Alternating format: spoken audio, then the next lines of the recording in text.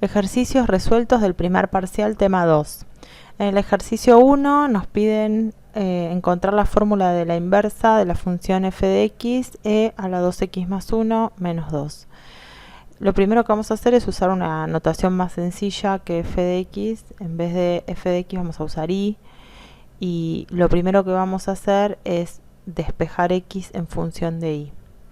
Comenzamos a hacer el despeje normalmente hasta que nos encontramos que tenemos que despejar la expresión del exponente, para lo cual necesitamos logaritmar miembro a miembro y de esa forma aplicar una propiedad del logaritmo que nos permite bajar este exponente como un factor acá adelante.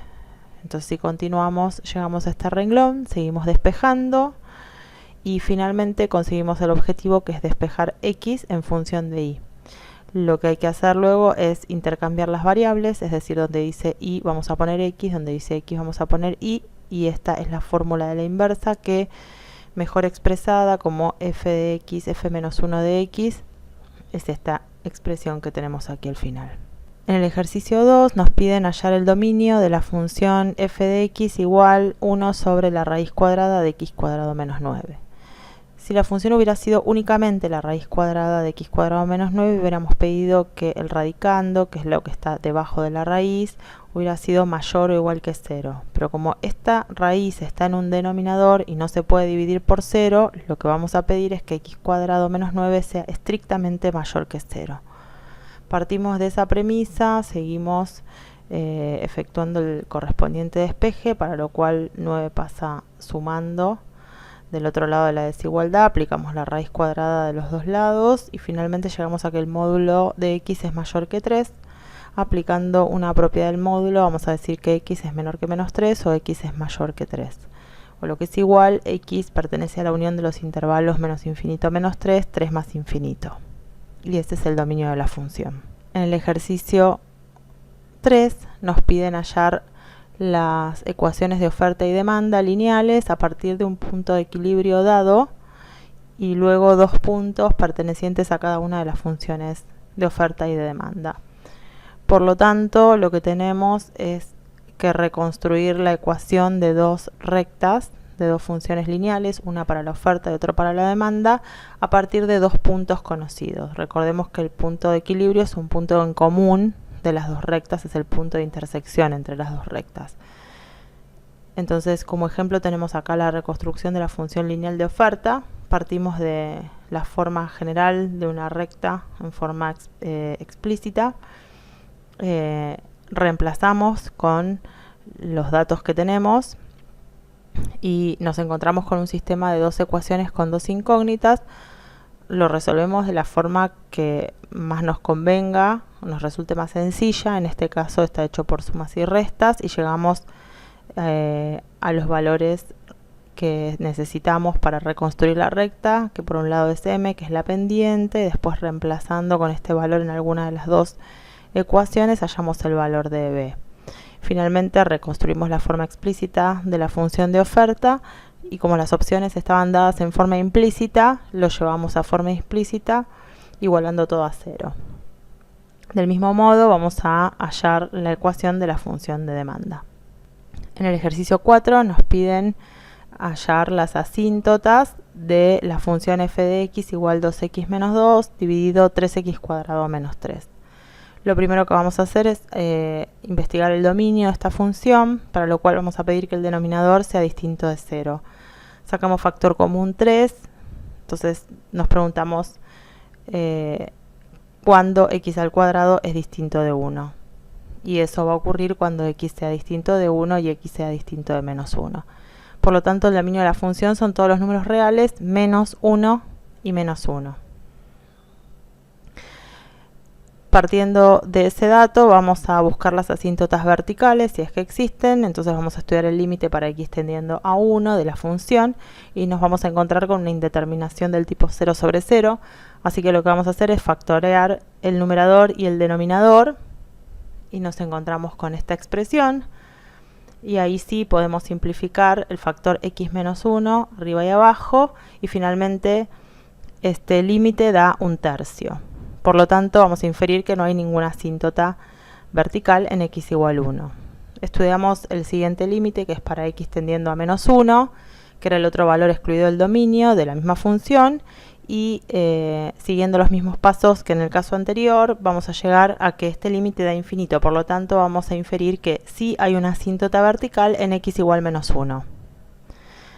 Para la asíntota horizontal vamos a estudiar el límite para x tendiendo a infinito de la función, que es un cociente de polinomios con el denominador, en el polinomio del denominador de grado mayor al del numerador.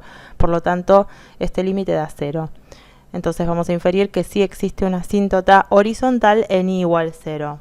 Si tratáramos de buscar la asíntota oblicua, que es una recta y igual mx más b, como todas las rectas, veríamos que para hallar el valor de m, que es la pendiente de esta recta, tendríamos que resolver el límite para x tendiendo a infinito de f de x sobre x, y de vuelta tenemos un cociente de polinomios de las características anteriores, por lo tanto también va a dar 0.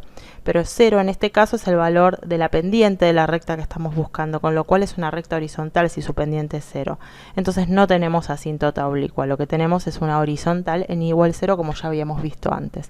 Por lo tanto, la conclusión final es que tenemos una función con dos asíntotas, una vertical en x igual -1 y una horizontal en y igual 0. En el ejercicio 5 nos piden estudiar continuidad y derivabilidad para x igual 0 de una función definida por tramos, f de x igual 2 sobre x si x es mayor que 0 y 3x al cuadrado si x es menor o igual que 0. Empezamos estudiando la continuidad en x igual 0. ¿Existe f de 0? Nos preguntamos. Si existe, f de 0 es 0. ¿Existe el límite para x tendiendo a 0 de f de x? No, porque si estudiamos los límites laterales, estos límites laterales para x tendiendo a 0 son diferentes. Por lo tanto, vamos a decir que la función no es continua en x igual 0. Sabemos que existe un teorema que relaciona la continuidad y la derivabilidad, que enuncia que si una función es derivable en x igual a, entonces dicha función es continua en x igual a. La expresión contrarrecíproca de este teorema, que es una expresión equivalente, enuncia que si f de x no es continua en x igual a, entonces f de x no es derivable en x igual a. Y como nosotros probamos que esta función no es continua en x igual 0, vamos a inferir que entonces la función no es derivable en x igual 0. En el ejercicio 6 nos piden resolver el límite para x tendiendo a 1 de la función raíz cuadrada de 5x menos 1 menos 2, todo sobre x cuadrado menos 1. Cuando evaluamos este límite nos encontramos con una indeterminación del tipo 0 sobre 0. Lo que vamos a hacer es multiplicar numerador y denominador por la expresión conjugada del numerador. Luego aplicamos la diferencia de cuadrados y factorizamos el denominador, que ya lo habíamos hecho en este primer renglón. Una vez que acomodamos un poco el numerador, nos encontramos con esta expresión ya factoreada y podemos simplificar el factor x menos 1 arriba y abajo, con lo cual nos vamos a encontrar con este último renglón, y si evaluamos nuevamente el límite para x tendiendo a 1 nos vamos a encontrar con que el resultado es 5/8. En el ejercicio 7 nos piden hallar la ecuación de la recta normal a la función f de x raíz cuadrada de x cuadrado más 3 para x sub 0 igual 1.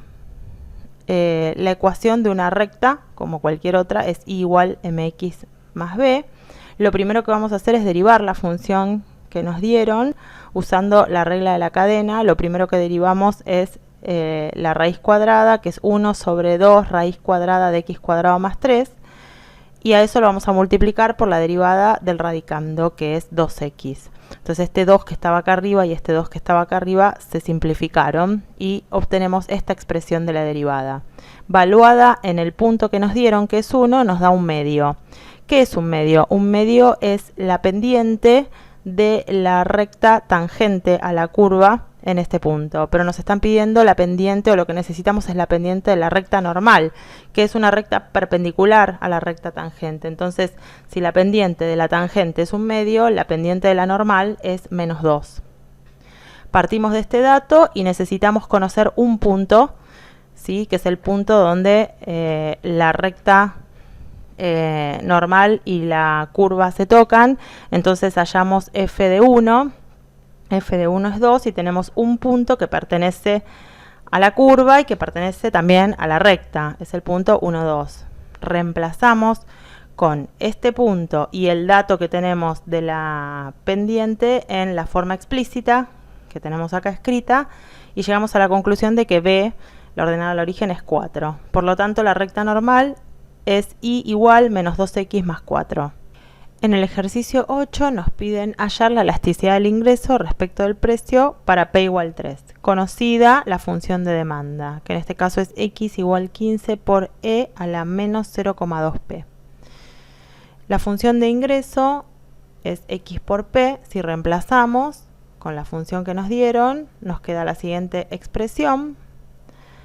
Y lo que vamos a hacer para poder reemplazar en la fórmula de la elasticidad es derivar la función de ingreso. Para derivar la función de ingreso lo que vamos a estar derivando es un producto, ¿sí? La derivada del primero, que en este caso lo considero como 15p, por el segundo sin derivar, más el primero sin derivar por el segundo derivado. Queda un menos porque cuando derivo por regla de la cadena esta expresión menos 0,2p, este signo que era más pasa a ser menos. Acomodamos un poquito y obtenemos esta expresión que está acá. Venimos a reemplazar en la fórmula de la elasticidad del ingreso respecto del precio, es la variable por la derivada de la función de ingreso sobre la función de ingreso. Reemplazamos con las expresiones que tenemos y llegamos, después de simplificar numerador y denominador, la siguiente expresión, que es un quinto por 5 menos p. Como nos piden evaluar la elasticidad en p igual 3, reemplazamos acá por 3 y finalmente obtenemos que ese valor es 0,4. En el ejercicio 9 nos piden hallar la derivada de la función compuesta f cerito g de x. Y nos dan como datos la función f y la función g. La función f es 3 a la x y la función g es x por coseno de x. Lo que primero tenemos que averiguar es la fórmula de f cerito g de x. Por definición, esta compuesta es f en g de x. Si evaluamos la función f, que es 3 a la x en g, nos queda 3 a la x coseno de x. Y luego tenemos que hacer la derivada de esta función compuesta usando la regla de la cadena. Entonces primero derivamos la exponencial y llegamos a esta primera parte, que es logaritmo de 3 por 3 a la x coseno de x, y después vamos a multiplicar por la derivada de este producto que está acá. Y finalmente esta es la expresión. En el ejercicio 10 nos piden encontrar cuál de los enunciados que están a la vista es el enunciado verdadero. El enunciado verdadero es el primero y dice: si f es derivable en x igual a x sub 0, entonces f', o sea la derivada de la función en el punto x sub 0 es igual al límite para x tendiendo a x sub 0 de este cociente incremental. Esta es la definición de derivada en un punto, con lo cual es correcta y es verdadera. Vamos a ver por qué las otras son falsas. Dice: si f es discontinua en x igual a x sub 0, entonces tiene una asíntota vertical en x igual a x sub 0. Esto no es necesariamente cierto.